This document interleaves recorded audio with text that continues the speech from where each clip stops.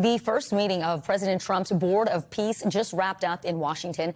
At least 27 countries on the board had representatives there, while other countries like Italy, South Korea, and the European Union were there as observers. Notably absent are several key U.S. allies like the UK, France, which have opted not to join that group. Well, today's meeting focused on the next steps for the ceasefire in Gaza.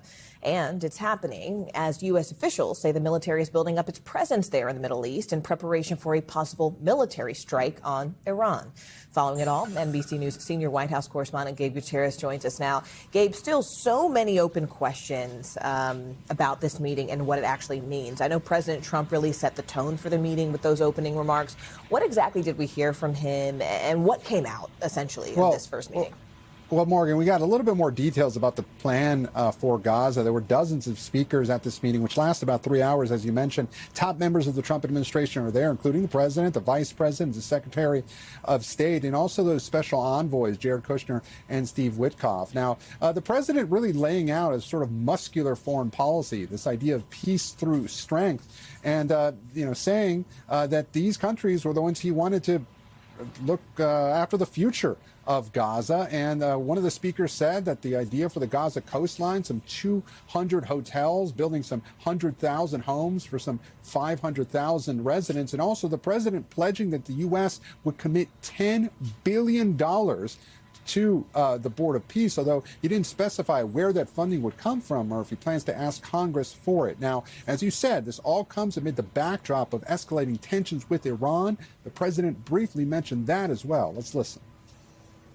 Israel and Iran, and we'll see where that goes. We just ordered 22 more of them, updated model, the B-2 bombers. It went into Iran, and it totally decimated the nuclear potential. So now we may have to take it a step further, or we may not. Maybe we're going to make a deal. You're going to be finding out over the next probably 10 days.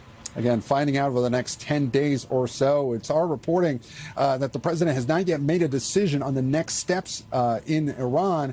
However, as you mentioned, Morgan and Vicky, the U.S. is sending more military firepower to the region in case the president were to make a decision. You know, Gabe, we know the United Nations is tasked with handling global crises, diplomatic issues.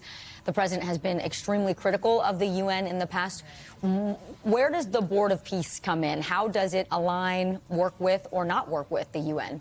And heading into this, Vicky, that was one of the major questions, right? And as you said in your introduction, it's why many European allies have decided not to participate in the Board of Peace because they feel that it could undermine the United Nations. Well, the president seemed to acknowledge that a bit. He said some of the countries that were declining to participate may be playing this a little too cute. But he also seemed to suggest, and he flat out said, that he planned that the Board of Peace would look over the United Nations and perhaps strengthen it.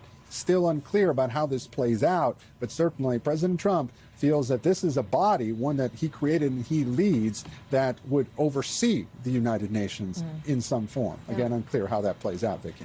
All right, Gabe Gutierrez live at the White House. Gabe, thank you. We thank you for watching, and remember, stay updated on breaking news and top stories on the NBC News app or watch live on our YouTube channel.